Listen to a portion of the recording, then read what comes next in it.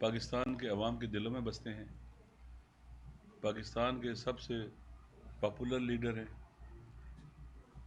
جتنی کوششیں کی گئی کہ عوام کو ان سے ڈیٹیچ کر دیا جائے، جدا کر دیا جائے، نہیں کر سکے، الٹا اثر نکلا ہے۔ تمام دنیا کے قیدیوں کا حق ہوتا ہے، ظالم پر بھی ظلم کرنے کی اجازت نہیں ہے۔ بشیر اسد کا ایک ایسا شخص جو پاکستان کا ایک باوقار پرائم منسٹر رہا ہے، جس کے اوپر کسی قسم کی کرپشن ثابت نہیں ہے، جس نے کوئی شوگر مل نہیں لگائی، کوئی اسٹیل مل نہیں لگائی، کوئی باہر بینک بیلنس نہیں بنایا، ایسا شخص جسے پاکستان کے عوام عشق کی حد تک محبت کرتے ہیں، اس کو عوام سے الگ تھلگ کرنے کی کوشش کرنا، اس کے گھر والوں کو نہ ملنے دینا، پارٹی کے لوگوں کو نہ ملنے دینا۔ اب یہ خبریں جب چل رہی ہیں کہ ان کو اسپتال لایا گیا ہے، نہ فیملی کو پتہ ہے، نہ پارٹی کے لوگوں کو پتہ ہے، تو یہ میرے خیال میں زیادتی ہے۔ اس سے جو لوگ سمجھتے ہیں کہ اس سے ہم اذیت دیں گے، تکلیف دیں گے پاکستان کے عوام کو اور ان کے گھر والوں کو، تو اس سے کوئی بڑا ان کو فتح حاصل ہو جائے گی، لوگ اس سے زیادہ اور متنفر ہو رہے ہیں، ان سے عوام کی نگاہوں میں اور زیادہ گر رہے ہیں۔ دن بدن ان کا عوام کی نظروں میں گراف گرتا چلا جا رہا ہے۔ آج کی پول کرے نا پورے پاکستان میں، رائے عامہ پتہ کرے کہ ان کی پاکستان میں کتنے پرسنٹ عوام ان کے ساتھ ہیں، شاید 1% بھی مشکل سے ملے۔ یہ حالت ہے ان کی۔ عام طور پر دنیا کا کوئی مہذب ملک ہوتا تو یہ استعفیٰ دے کے نئے الیکشن کراتے، ان کو تو حق ہی نہیں حکومت کرنے کا۔ تو اس لیے یہ قابل مذمت عمل ہے، اور یہ جو کچھ بھی ہو رہا ہے اس کو بالآخر ایک دن کو جواب دینا پڑے گا۔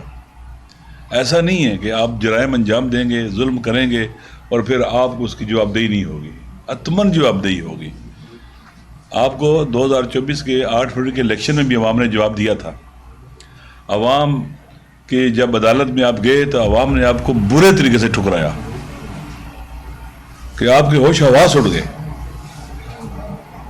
پاکستان کی تاریخ میں کبھی اس طرح سے نہیں ہوا ہے کہ جتنی رکاوٹیں آپ نے کھڑی کی، آپ نے ڈفرینٹ اسٹریٹجیز بنائی اور ان عوام نے ہر رکاوٹ کو عبور کیا، ہر رکاوٹ کو راستے سے اٹھا کے پرے پھینکا۔ ہمالیہ جتنی بڑی بلند رکاوٹیں کھڑی کی تھی انہوں نے، وہ ریت کی دیوار ثابت ہوئی۔ اس لیے دنیا کے جو حالات ہیں، جس دنیا میں ہم رہ رہے ہیں، تیزی کے ساتھ دنیا چینج ہو رہی ہے اور بدل رہی ہے۔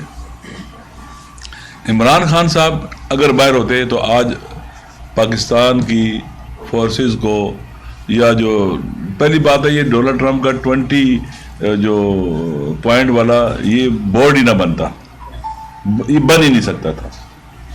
جب غزہ کے عوام پکار رہے تھے ہماری مدد کو، بچے عورتیں چیخ رہے تھے ہماری مدد کو، آپ تو نہیں گئے وہاں پر۔ اب ایک ایسا بورڈ بنا جس کا ڈونلڈ ٹرمپ صاحب جو ہیں وہ تا حیات اس کے ہیڈ ہیں، ان کا انڈر رہے گا۔ فلسطینی کہاں ہیں؟ جو کام اسرائیل نہیں کر سکا آپ کرنے جا رہے ہیں، ڈی ویپنائز کرنا ہے آپ نے ان کو، تو یہ بہت خطرناک کام ہے۔ آپ عوام کی نظر میں اور گر گئے ہیں، بدترین دلدل میں چلے گئے ہیں آپ لوگ۔ لہٰذا آپ ایسے پھسلے ہیں، رجیم چینج جب آپ نے کیا ایسے پھسلتے چلے جا رہے ہیں۔ آپ آئین کو کبھی چھیڑتے ہیں، کبھی قانون کو چھیڑتے ہیں، پتہ نہیں کیا کچھ کرتے ہیں۔ تو 2024 8 فروری کو الیکشن ہوا، آپ نے مجبور ہو کر الیکشن کرایا۔ آپ یہ سمجھتے تھے کہ پارٹی سے نشان چھین لیں گے اور ان کو مختلف قسم کی مشکلات کا شکار کر دیں گے، کارنر میٹنگز تک نہیں کرنے دیں گے، عوام سے بالکل ملنے نہیں دیں گے، اور عوام ہمارے ساتھ مل جائیں گے۔ تو آپ نے دیکھا کہ عوام نے اپنے ساتھ کیا کیا ہے۔ 8 فروری کو جو ظلم ہوا ہے، پہلے تو جب رجیم چینج ہوا ہے اس کے بعد سے، پھر 8 فروری کو ایک نئے مرحلے میں ہم داخل ہو گئے۔ آج جو سیاسی بحران ہے، 8 فروری کے الیکشن کو اگر قبول کر لیا جاتا سیاسی بحران ختم ہو جاتا۔ سیاسی بحران وہاں سے جنم لیا اس نے، معاشی بحران بدتر ہوا ہے وہیں سے، امن و امان کی مشکلات وہیں سے پیدا ہوئی ہیں، پاکستان کا امیج دنیا میں وہیں سے خراب ہوا ہے۔ اور آپ کو معلوم ہے کہ جتنی بھی مشکلات آتی ہیں، بحران آتے ہیں، اس کا براہ راست بوجھ عوام اٹھاتے ہیں۔ بے روزگاری بڑھی ہے اسی وجہ سے، کسانوں کا نقصان ہوا اسی وجہ سے، انڈسٹریز تباہ و برباد ہوئی اسی وجہ سے، یعنی جو بھی ہر لحاظ سے تباہی بربادی ہوئی ہے یہ 2024 کے الیکشن کو لوٹنے کے ذریعے میں ہوئی ہے۔ اسی لیے ہم نے 8 فروری کو یوم سیاہ کا اعلان کیا ہے۔ جو بھی محب وطن ہے، پاکستان سے محبت کرتا ہے، جو یہ سمجھتا ہے کہ یہ راستہ غلط ہے، اس پہ چلا جا رہا ہے، یہ تباہی بربادی کا راستہ ہے، 8 فروری کو یوم سیاہ منائیں گے ہم سارے۔ باقاعدہ اس دن تک جو ہے لوگوں کے پاس جائے, اپنے ہمسائے سے بات کریں, گلی کے دکاندار سے بات کریں, محلے والے سے بات کریں, شہر والے سے بات کریں, ٹرانسپورٹ جو یونین ہے ان سے بات کریں, رکشہ یونین ہے ان سے بات کریں, ٹریڈ یونین سے بات کریں, ہمارے اسٹوڈنٹس اور جوان جو ہیں اپنے اسٹوڈنٹ سے بات کریں, خواتین سے بات کریں. بالآخر اس یوم سیاہ کے حوالے سے لوگوں کو بتائیں کہ اس سے جو ظلم ہوا ہے اس کے نتائج براہ راست ہم بھگت رہے ہیں, پاکستان بھگت رہا ہے, پاکستان کے عوام بھگت رہے ہیں.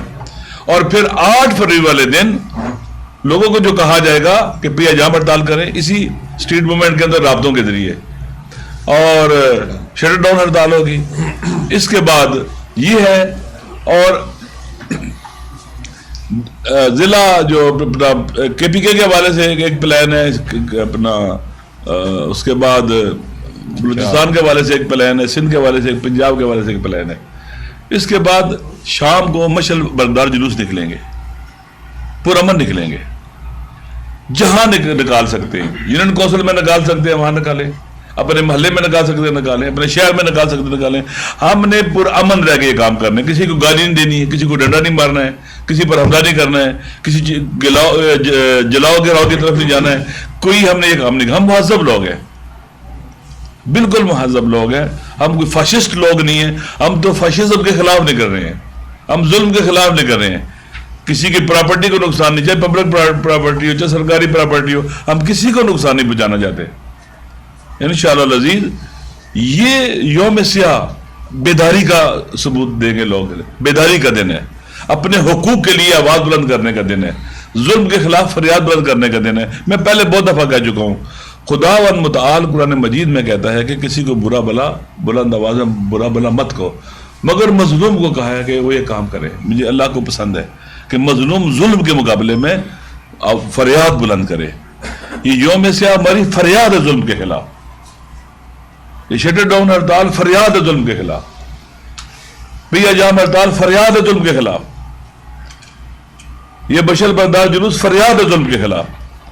یہ ہر پاکستانی بچوں کو, بڑوں کو, بوڑھوں کو, جوانوں کو, خواتین کو, سب اس کے حوالے سے اپنا رول پلے کرنا ہوگا تاکہ ہم اس کا راستہ روک سکیں. میری تو انشاءاللہ بات ابھی نہیں ہوئی, میری گزارش ہوگی انشاءاللہ تحریک اتحاد پاکستان اور باقی سیاسی جماعتوں کو کہ ہمیشہ کے لیے 8 فروری کو ہم جمہوریت اور آئین کی بالادستی کے دن کے طور پر منائیں, یا یوم سیاہ کے طور پر بنائیں کہ اس دن عوام کے آئینی حق پر ڈاکہ ڈالا گیا, قانونی حق پر ڈاکہ ڈالا گیا, اور پاکستان کو تباہی و بربادی کی دلدل میں دھکیلا گیا.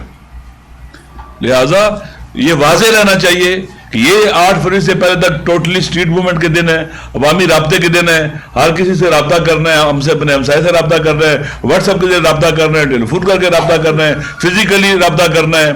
بالآخر ہم نے اس رابطہ مہم کو بڑھانا ہے, اور 8 فروری پھر یوم سیاہ ہوگا ہمارا, اور انشاءاللہ پاکستان کے عوام کلیئر ہوں گے, واضح ہوں گے, اور وہ ہماری طاقت کا دن ہوگا, عوامی طاقت کا دن ہوگا, وہ جمہور کے راج کا دن ہوگا, عوام کے راج کا دن ہوگا, اور وہ دن حقیقت میں آزادی کا دن بھی ہوگا ان ظالموں سے کہ عوام ایک طرف ہے, یہ ایک طرف ہے انشاءاللہ. اور اس حوالے سے ہم ڈٹرمن ہیں. البتہ پہلے بھی ہم نے کہا کہ پاکستان کو ان بحرانوں سے نکالنے کا واحد حل کیا ہے کہ آئین کی سپریمیسی ہو, قانون کی عملداری ہو, اور پارلیمنٹ کو طاقت کا سرچشمہ بنایا جائے, رول آف لا ہونا چاہیے, لوگوں کو فنڈامنٹل رائٹس ملنے چاہیے, صوبوں کو پریشان نہ کریں, ان کی زمین پر جو صدیوں سے وہ رہ رہے ہیں, جو اللہ نے سرمایہ اور ثروت رکھی ہے, اس میں ان کا حق تسلیم کرنا چاہیے, اور فری اینڈ فیئر الیکشن کو یقینی بنایا جائے.